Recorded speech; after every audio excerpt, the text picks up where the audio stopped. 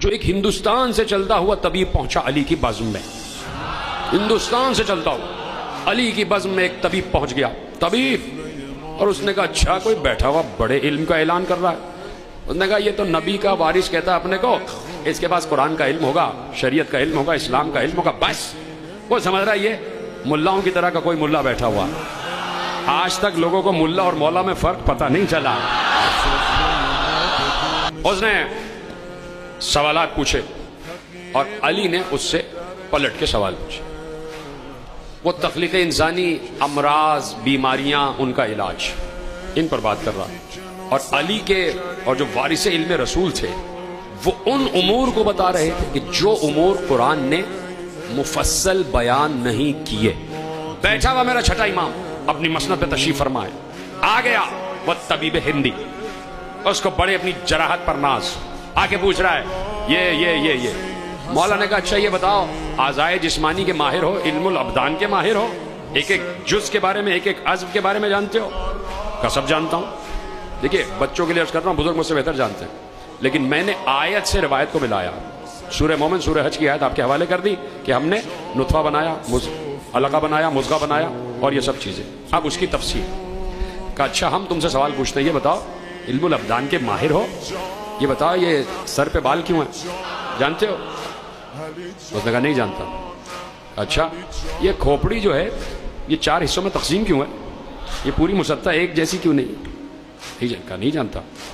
کہا اچھا یہ ماتھے پر جو لکیریں کس لیے ہیں؟ کہا نہیں جانتا.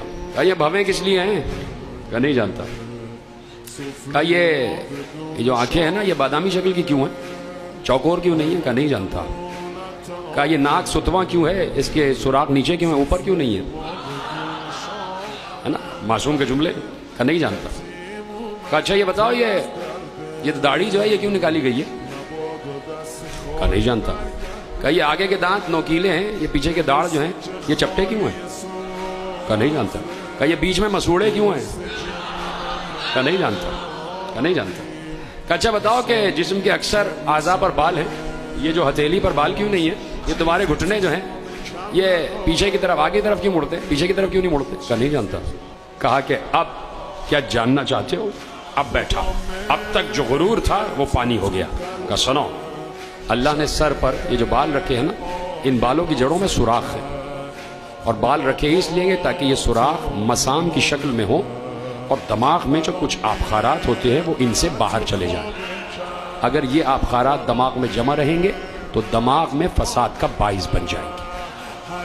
یہ کھوپڑی 4 حصوں میں تقسیم اس لیے کہ اگر کبھی کھوپڑی پہ ضرب لگے تو 4 حصوں میں تقسیم ہو جائے، ضرب ایک ساتھ کھوپڑی پہ اثر انداز نہ ہو. کہا سنو، یہ ماتھے پہ لکیریں اس لیے ہیں کہ اگر سر سے پسینہ بہے تو دائیں بائیں چلا جائے، آنکھوں میں نہ آئے.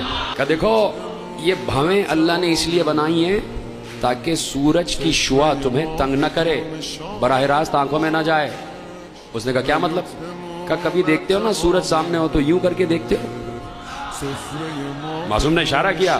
کہا اسی لیے بھویں بنائی ہیں تاکہ سورج کی شعاع بقدر ضرورت آنکھوں تک آئے. کہا آنکھیں بادامی شکل کی اس لیے کہ اگر چوکور ہوتی تو آنکھوں کا مادہ آنکھوں ہی میں رہ جاتا، جسے آنسو کہتے ہو، فاسد مادہ.